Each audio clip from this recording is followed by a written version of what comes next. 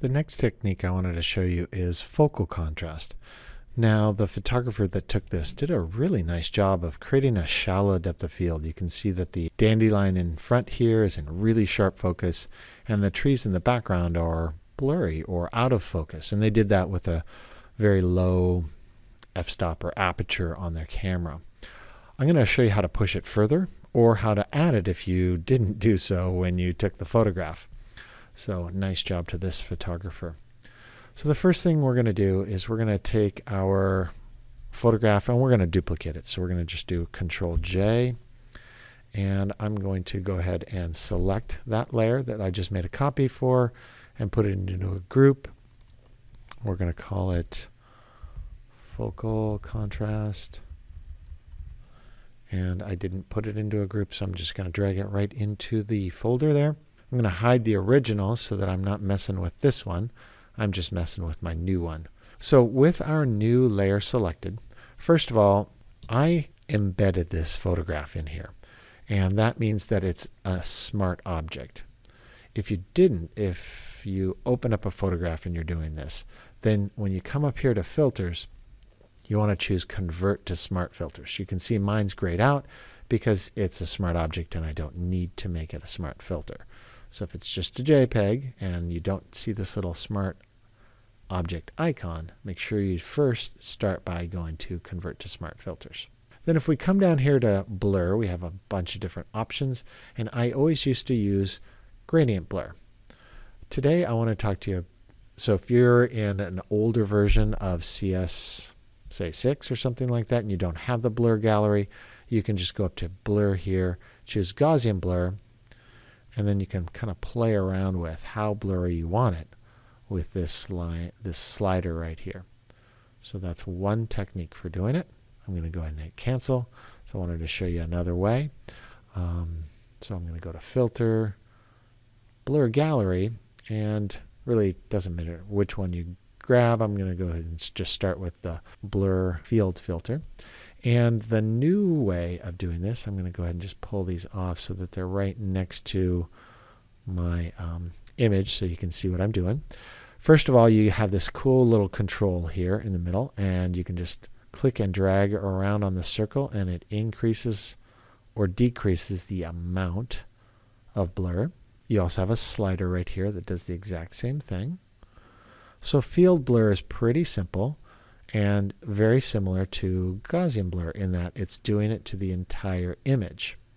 You have a check mark here that you can turn it on and off with. So if you want to just see it real quickly.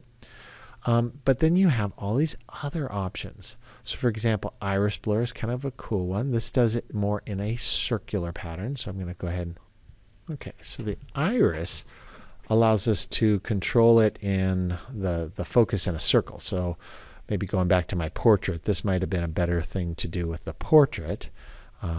So in this one, I still have the round little circle that allows me to increase the amount of blur. I have this little dot in the center that allows me to move where my focal point is going to be. So maybe I'll move it up here next to the text, or maybe I'll put it down here right on this little dandelion. Maybe that was my focal point. You have these little handles on the outside that allow you to stretch it. You or actually rotate it. And then I have these. This one allows me to stretch out where the blur is, the edge of the blur. And then this inner dot allows me to move where the inner focus is. So the focus area would be in the middle, and from here to this dot is where it gently changes to. So this is the iris blur. And you have a tilt shift, you have a path blur, and you have a spin blur. So all of these options are pretty cool. I suggest you play around with them. Once you've finished, come up here to your options bar and choose OK. And it will apply the filter to your image. Now, depending on your processor and your graphics card, this will be either faster or slower.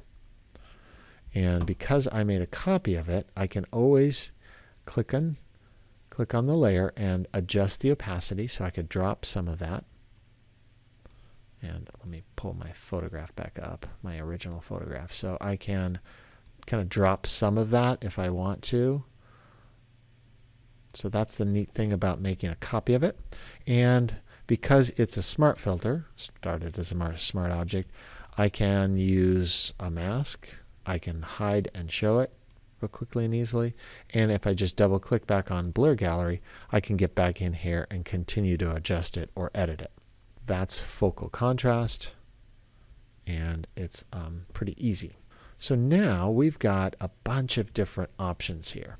So I've got my focal contrast. I can turn that on and off, show people what focal contrast might look like. I can come up here and show what my portrait looks like. I can come up here and show what color contrast might look like. Might have to turn this one off. I can come up here and show what value contrast would look like. So I've got a bunch of different options, and I can save each one of them as a JPEG. You just go to File, Save As, and boom, I've got a JPEG that I can share with people or save a Photoshop file. So at the end of this lesson, you should have a bunch of different versions of your poster that you can play around with.